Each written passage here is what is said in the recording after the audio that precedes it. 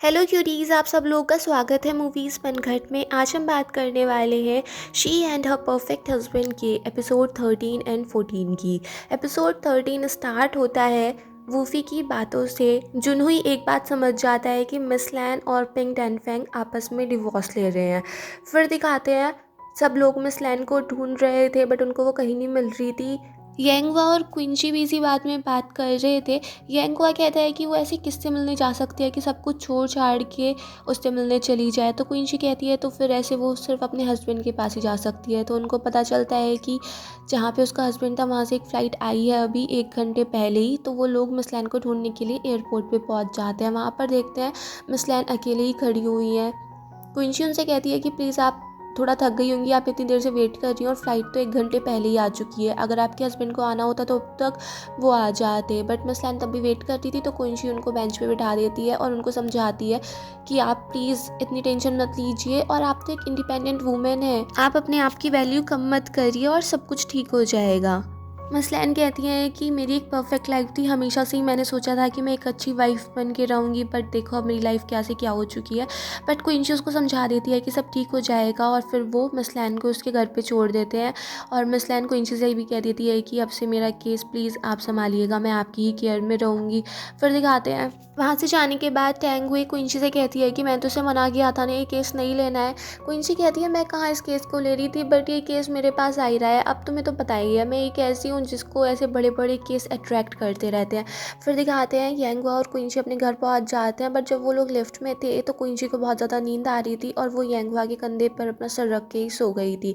फिर वहाँ से निकलते हुए यंगवा उसको उठाता है और फिर उसके बेड पे लिटा देता है। पर जैसे वो उसको लिटा के वहाँ से जा रहा था, क्विंची यंगवा की जैकेट पकड़ लेती है और उसको जाने नहीं देती। तो यंगवा अपनी जैकेट निकाल के वहीं क्विंची के ऊपर डाल देता है और फिर वहाँ से चला जाता है। मॉर्निंग में दिखाते हैं जब क्विंची ब्रेकफास्ट कर रही थी तो यंगवा उसको समझा रहा था कि तुम्हें अपना ब्रेकफास्ट, लंच, डिनर सब टाइम टू टाइम करने चाहिए। तुम अपने सारे काम में इतनी ज़्यादा बिजी मत हो जाओ कि कभी खाने का टाइम ही ना मिले। मैं भी इसी टाइप का था, बट अब मुझे समझ आ गया है कि अगर तुम पैशनेट हो किसी चीज़ के लिए तो वो काम तुम तभी कर सकते हो तब जब तुम ज़िंदा रहो। और ज़िंदा रहने के लिए सबसे पहली बात यह है कि हमको एक बैलेंस डाइट लेनी चाहिए, एक न्यूट्रिशनल फूड लेना चाहिए। उसकी बातों को सुन के क्विंची कहती है कि चलो आज मैं तुम्हारे लिए एक हॉट पॉट बना दूंगी। फिर उनको याद आता है कि रात वो जो सब ग्रोसरी शॉपिंग करके लेके आए थे वो सब तो कार में ही है, और जब वो देखते हैं तो वो सब सामान ख़राब हो चुके थे। उस सब को देख के यंगवा कह देता है कि तुम ऑफिस चले जाओ, मैं सब कुछ यहाँ पर साफ़ सफाई कर दूंगा। क्विंची यंगवा से कह देती है कि जब तक तुम्हें कोई घर नहीं मिल रहा, और वैसे भी अब घर ढूंढने की ज़रूरत नहीं है, तुम यहीं पर रह सकते हो रेंट फ्री। और चलो फ्री मत रहना, घर की साफ़ सफाई कर दिया करना, वही तुम्हारा रेंट हो जाएगा। दूसरी साइड दिखाते हैं रैन मिमी और क्वीन वेन्यू के बीच में अब रिलेशनशिप काफ़ी अच्छी चल रही है, दोनों काफ़ी लविंग डविंग है। फिर दिखाते हैं यंगवा की मॉम के पास उस मैच मेकर का फ़ोन आता है और वो उसको बताती है कि ली राई तुमसे कह रही है कि तुमको उसको कंपनसेट करना पड़ेगा, क्योंकि यंगवा पहले से ही मैरिड था और तुमने ये बता रखा था कि वो अनमैरिड है, और इस वजह से ली राई को काफ़ी प्रॉब्लम फेस करनी पड़ी, तो अब तुम्हें कंपनसेट करना पड़ेगा। यंगवा की मॉम कह देती हैं कि मुझे भी कहाँ पता था मेरे बेटा ने ऐसा कुछ कर रखा है, मैं क्यों कंपनसेट करूँ, अगर तुम्हारी इतनी हिम्मत है तो कोर्ट में ले जाओ, मैं भी 1 रुपया नहीं दूंगी। और ये भी बता दूं कि मेरे बेटे ने अभी तक शादी नहीं की है। फिर दिखाते हैं ऑफिस में क्विंची और लीड आई से टैंगुई कहती है कि ये सारे केस से रिलेटेड चीज़ें हैं, अब तुम इन चीज़ों को सब कुछ देख लो। फिर उस सब के लिए क्विंची अपने और सारे कलीग्स को, अपने एम्प्लॉयज़ को बुला लेती है, सिर्फ वूफी को छोड़ देती है। फिर वो सब लोग डिस्कस करते हैं कि अगर ये डिवोर्स केस हो भी जाता है तो किस में उनके जो जॉइंट एसेट्स हैं वो किस टाइप से बटेंगे। फिर वहाँ पे मीटिंग में डिस्कस होता है कि क्लाइंट और पिंग डैनफेंग 30 सालों से शादीशुदा हैं और अभी सिर्फ बच्चे की कस्टडी नहीं बल्कि उनके सारे जॉइंट एसेट्स को भी डिवाइड करना होगा। और जितना भी है, पिंग डैनफेंग ने जब मसलैन से शादी की थी तो पिंग डैनफेंग उस टाइम पे कुछ नहीं था, बट उसने मसलैन से शादी की और तब वो इतना बड़ा आदमी बन गया। तो ज़्यादातर जो एसेट्स हैं वो मसलैन के ही हैं और वो भी शादी से पहले वाले हैं। तो अगर डिवोर्स होता है तो वो सारे एसेट्स मसलैन को आराम से मिल जाएंगे। दूसरी साइड जुन हुई भी एक इन्वेस्टिगेटर के साथ यही बात कर रहा था। वो इन्वेस्टिगेटर कहता है कि अगर उन दोनों के बीच में डिवोर्स हो जाएगा तो फिर तो हमारे क्लाइंट्स को कुछ मिलेगा नहीं, उनके सारे पैसे ही चले जाएंगे, क्योंकि जो सारे शेयर्स हैं सबसे ज़्यादा मसलैन के पास ही हैं और डिवोर्स के बाद पिंग डैनफेंग के पास कुछ नहीं बचेगा और फिर हमारे क्लाइंट्स ऐसे ही रह जाएंगे। दूसरी साइड क्विंसी की मीटिंग में बात चल रही होती है कि अगर एसेट इस टाइप से डिवाइड करनी है तो उसमें ये बात भी होनी चाहिए कि हस्बैंड ने वाइफ के चीटिंग वगैरह की थी या उनके बीच में रिलेशनशिप अच्छी नहीं थी। और दूसरी साइड जुनूई और इन्वेस्टिगेटर यही बात कर रहे थे कि उन दोनों की रिलेशनशिप तो बहुत ज़्यादा अच्छी थी, हस्बैंड वाइफ बहुत ज़्यादा प्यार से ही रहा करते थे, तो इसलिए अगर उनका डिवोर्स भी होता है तो लाइबिलिटी दोनों के ऊपर आएगी।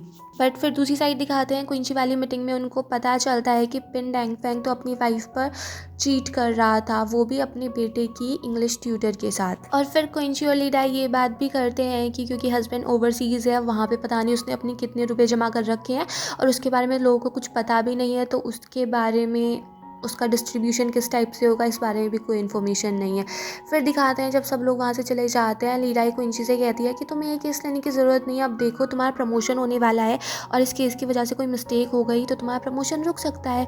क्विंची कहती है कि वैसे सबसे ज़्यादा खुशी तो तुम्हें ही होनी चाहिए ना कि अगर मैंने केस बिगाड़ दिया तो तुम्हारा चांस आ जाएगा।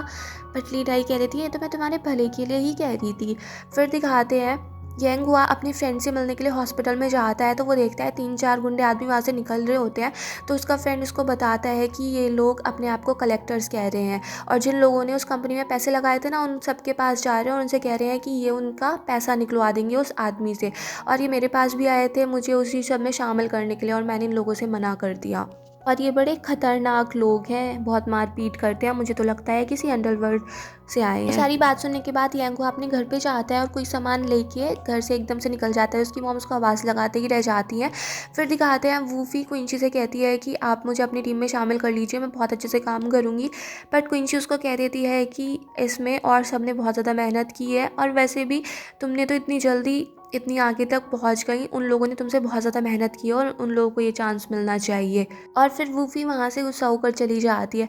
फिर दिखाते हैं जब क्विंची और लीराई की टीम सारी इन्वेस्टिगेशन करती है तो उनको पता चलता है कि ये सब तो बहुत ही ज़्यादा बुरा चल रहा है, क्योंकि मिस लैना का डिवोर्स भी ले लेंगी तो भी उनको कुछ नहीं मिलेगा। पिन डैंग फैंग ने इस टाइप से अपना एक ट्रैप बना रखा है कि मिस लैन के पास कुछ बचा ही नहीं। फिर दिखाते हैं ऑफिस से जाने के बाद वूफी जुनूई से बात करती है, वो कहती है मैं तुम्हें मिस कर रही हूँ। जुनूई कह देता है कि मैं अभी बाहर ही हूँ बट तुम घर चले जाओ और वहीं पे मेरा वेट कर लेना। फिर यहीं पे एपिसोड फिनिश हो जाता है। Next episode 14। क्विंची और लीडाई की टीम को यही सब पता चलता है कि मिस लैन डिवोर्स के बाद भी उन्हें कुछ नहीं मिलेगा। पिन डैंग फैंग ने इतना काम कर रखा है 5 सालों से कि वो अपनी वाइफ के पास कुछ नहीं छोड़ेगा। फिर दिखाते हैं यंग हुआ क्विंची को कॉल करके कहता है कि जब तुम ऑफिस से जाओ तो मुझे कॉल कर देना, मैं तुम्हें लेने के लिए आ जाऊंगा। तभी क्विंची के पास जुनूई का फ़ोन आ जाता है और वो उससे कहता है कि मुझे तुमसे इस केस के बारे में कुछ बात करनी है। क्विंची कहती है बट मुझे तुमसे इस बारे में कोई बात नहीं करनी है, बट जुनूई कह देता है कि मैं तुम्हारी कंपनी के पार्किंग लॉट में हूँ, वहीं पर बात करते हैं। फिर दिखाते हैं क्विंची की टीम के पास एक पार्सल आता है जिसमें उन्हें वार्निंग मिली होती है। दूसरी साइड दिखाते हैं वूफी जुनूई के घर में ऐसी घूम रही होती है और तभी उसको एक फ़ोटो दिख जाता है जिसमें क्विंची और जुनूई एक साथ होते हैं। फिर दिखाते हैं जब क्विंची नीचे जा रही होती है तभी उस लिफ्ट में उसको एक खतरनाक सा आदमी दिख जाता है, तो उसको ऐसे थोड़ी सी इग्नोर सी कर रही होती है। फिर वो आदमी उसके पास आके पूछता है कि तुम ही क्विंची हो ना, तो क्विंची उसको मना कर देती है मैं नहीं हूँ, बट फिर वहाँ पे 1-2 आदमी और आ जाते हैं और वो क्विंची को पकड़ लेते हैं। फिर दिखाते हैं लीडाई अपने और सारे एसोसिएट के साथ बात कर रही होती है, तभी उसके पास यांगवा की मॉम का कॉल आता है। फिर यहाँ से सीन कट करके दिखाते हैं क्विंची उन गुंडों से बचकर छिप गई थी और जुनूई भी उसके साथ ही था। फिर वो दोनों उन गुंडों से फाइट करते हैं बट फिर भी क्विंची पकड़ी जाती है और फिर क्विंची उनसे अलग फाइटिंग करती है और फिर वहाँ पे आ जाता है यंग हुआ। और फिर ये भी दिखाते हैं जुनूई ने क्विंची को काफ़ी सारे मूव सिखाए थे जिससे वो अपनी प्रोटेक्शन कर सकती है। फिर यंग हुआ वहाँ पर आ गया था, वो उन दोनों को बचा लेता है बट उसमें भी यंगुआ की भी चोट लग जाती है और फिर वो तीनों उन गुंडों से बच जाते हैं। फिर दिखाते हैं यंगुआ की मॉम बहुत अपसेट बैठी थी, वो उसके डैड से कहती है कि मैंने तो सोचा था कि मैंने अपने बेटे को पाल पोस के इतना बड़ा किया है, शादी के बाद भी वो मुझसे दूर नहीं जाएगा, बट देखो क्या हुआ, अब तो उसको मेरी कोई चिंता ही नहीं है, उसे मेरी याद आती ही नहीं है, वो मुझसे ढंग से बात करता ही नहीं। यंगहुआ की मॉम को यंगहुआ के डैड समझाते हैं कि तुम्हारा बेटा तो ऐसे ही था, तुम्हें पता नहीं है, बचपन से ही वो ऐसे है, उसको जो चीज़ अच्छी लगती है वो उसके लिए बहुत ज़्यादा पसेसिव है और वो तो तुम्हें बहुत ज़्यादा पसंद करता है, तुम्हारे बिना तो वो रह भी नहीं सकता। दूसरी साइड दिखाते हैं क्विंची यंगहुआ की चोट को देख के कह रही होती है कि चलो हॉस्पिटल चल रहे हैं। फिर वहाँ पे जुनूई कहता है कि चलो कार में बैठ के बात करते हैं। यंगहुआ कह देता है कि अगर तुम्हें मेरी वाइफ से बात करनी है तो हमारी कार में बात होंगी। फिर जुनूई कहता है कि मेरे पास तुम्हारी आईडी है और मैं तुम्हारी कोई इस रिलेशनशिप में इन्वॉल्व नहीं होना चाहता हूँ। तो क्विंसी कह देती है कि चलो ठीक है। तो फिर वो जुनूई की कार में ही बैठ जाते हैं और वहाँ पे जा रहे होते हैं। दोनों ऐसे ही चुपचाप बैठे थे। यांगहुआ कह देता है जुनूई से, अगर तुम्हें अच्छा नहीं लग रहा है तो तुम यहाँ पर उतर सकते हो। जुनूई कह देता है कार तो मेरी ही है। फिर वहाँ पे क्विंसी उन दोनों को चुप कराती है और जुनूई से कहती है कि बताओ बात क्या है। जुनूई कहता है कि तुम इस केस से दूर रहो, तुम हमारे क्लाइंट्स के साथ बुरा कर रही हो, क्योंकि अगर उन दोनों के बीच में डिवोर्स हो गया तो फिर हमारे क्लाइंट्स को कुछ नहीं मिलेगा। क्विंसी कह देती है कि मुझे तुम्हारे क्लाइंट से कोई मतलब नहीं है, हमारे पास जो क्लाइंट आया हमें तो बस उसका ही देखना है और उससे डेब्ट का कोई रिलेशन नहीं है। सब कुछ गड़बड़ तो पिंग टैन पैंग नहीं किया ना, तो उसको ही सब कुछ चुकाना पड़ेगा, मेरी क्लाइंट ने कुछ नहीं किया है। जुनूई कह देता है कि जब उन्होंने शादी की थी दोनों हर खुशी में एक साथ थे, तो गम में भी दोनों एक साथ होना चाहिए ना, दोनों को रिस्पॉन्सिबिलिटी लेनी चाहिए। और फिर वो कह देता है कि सब तुम्हारी तरह थोड़ी ना होता है कि अभी तुम्हारा हस्बैंड अनएम्प्लॉयड है तो तुम उसको अभी डिवोर्स नहीं दे सकती हो। तो इस बारे में सोच के क्विंसी कहती है कि वूफी के पेट में कुछ नहीं बचता। जुनूई क्विंसी को काफ़ी परसुएट करने की कोशिश करता है कि केस से दूर रहो और उनका डिवोर्स मत होने दो, बट क्विंसी भी कह देती है कि तुम भी अपने केस में अपना ख्याल रखना, और वो भी क्विंसी से कह देता है कि तुम भी अपना ख्याल रखना।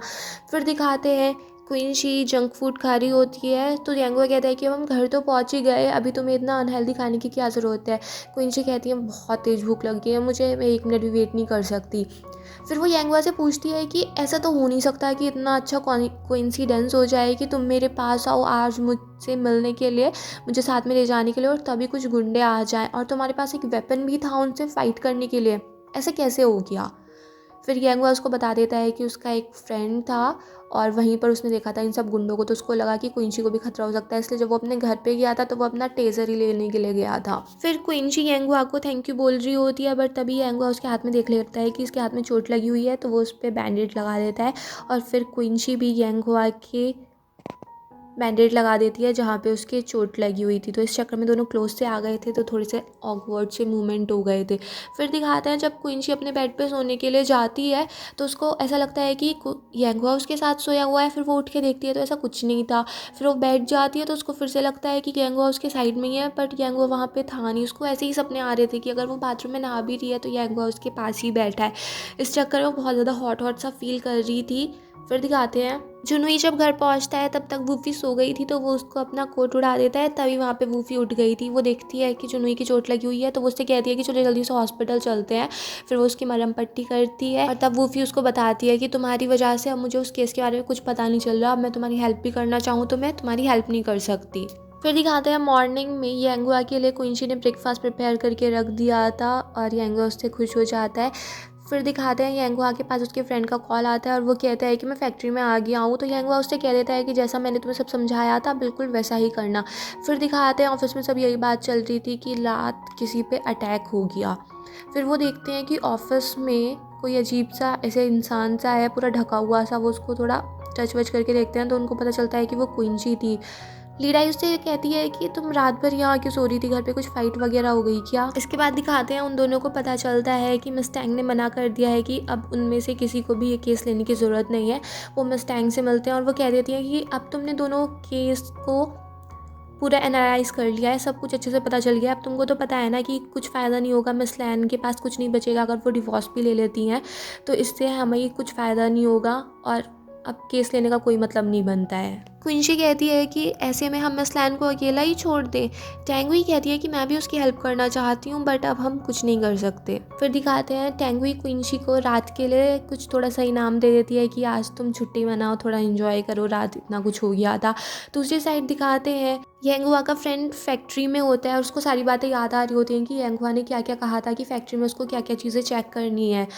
उस सब के बाद यांगुआ ने उसको ये सजेशन दिया था कि अगर तुम्हें ये फैक्ट्री ख़रीदनी है तो क्या क्या चीज़ें तुम्हें सबके लिए पता होनी चाहिए। और फिर यहीं पे ये एपिसोड फिनिश हो जाता है। अगर आपको ये पसंद आया हो तो प्लीज़ मेरे चैनल को लाइक करें, शेयर करें, कमेंट्स करें, सब्सक्राइब करें and bye bye till next video.